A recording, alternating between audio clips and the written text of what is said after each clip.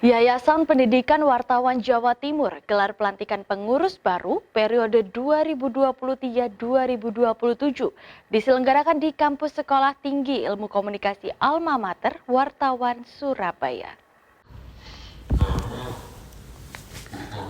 Pengurus baru Yayasan Pendidikan Wartawan Jawa Timur periode 2023-2027 dilantik oleh Suprawoto, Ketua Dewan Penasihat Yayasan Pendidikan Wartawan Jawa Timur yang juga Bupati Magetan, di ruang multimedia kampus Tikosa AWS.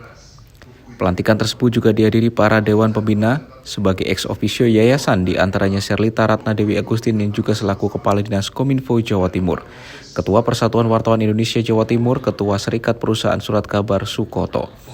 Hadir pula dalam pelantikan pengurus tersebut pimpinan Tikosa AWS, kepala sekolah-sekolah di bawah naungan Yayasan Pendidikan Wartawan Jawa Timur, dan pengurus Ikatan Keluarga Alumni Tikosa AWS.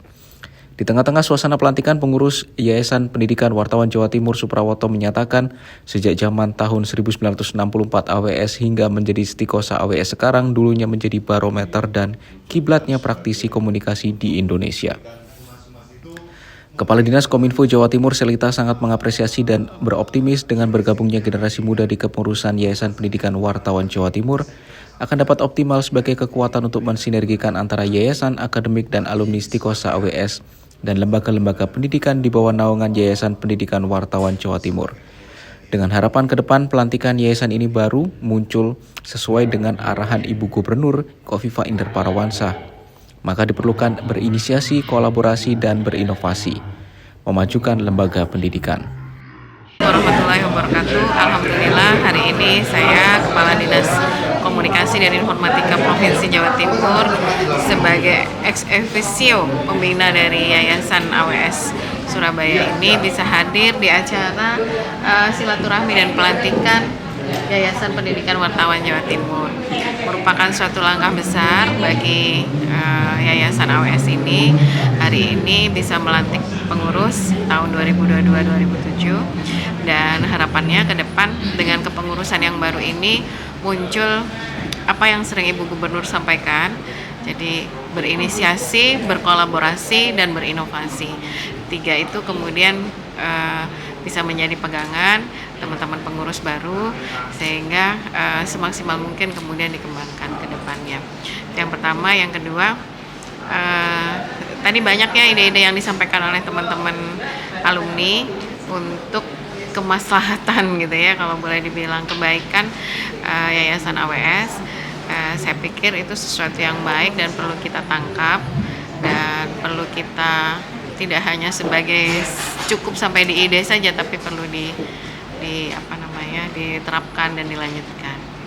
Selamat dan sukses untuk pengurus yang baru, insya Allah lebih baik. Di kepengurusan Yayasan Pendidikan Wartawan Jawa Timur periode ini terdapat nama-nama generasi muda yang menjadi kekuatan besarnya, yaitu Sabto Anggoro yang sampai saat ini sebagai Komisioner Dewan Pers Indonesia Infografis Berbasis Data, Syafudin Alamsyah alias Sefdin yang kesehariannya berprofesi sebagai staf khusus Ketua DPD, Satria Narada, pemilik media Bali Post dan Bali TV serta Surabaya TV, Yanti Gobel, dan Dani Kusuma Wardana yang juga alumni Tikosa AWS.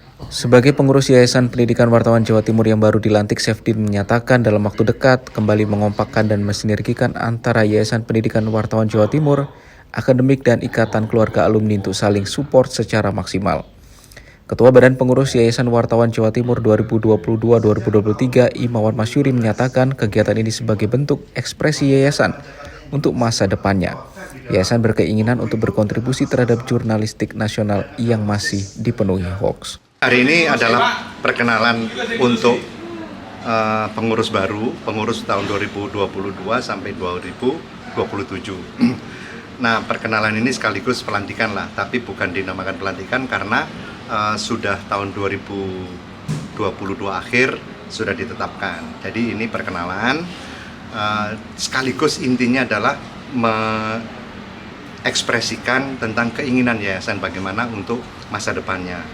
Kita menginginkan karena kita memiliki SMP, SMA, SMK 2 buah SMK ya, 2 SMK dan perguruan tinggi, maka kita kepingin ini menjadi sekolah multimedia yang dididik mulai sejak dari SMP sampai akhir. Kenapa? Karena dunia komunikasi ini sekarang membutuhkan ahli-ahli komunikasi yang baik. Kenapa begitu? Karena hasil survei 60% lalu lintas komunikasi yang ada di media-media, tidak hanya media sosial tapi juga media mainstream, itu hoax isi. Ketika melenceng dia, dunia perpolitikan juga akan melenceng dan seluruh aktivitas itu melenceng. Itu tidak boleh, maka kita harus presisi. Tugasnya orang-orang komunikasi lah yang harus membawa ini kembali kepada kalau bisa zero, kalau paling tidak jangan banyak-banyak lah, 10 atau 8% saja lah. Tim Liputan Surabaya TV.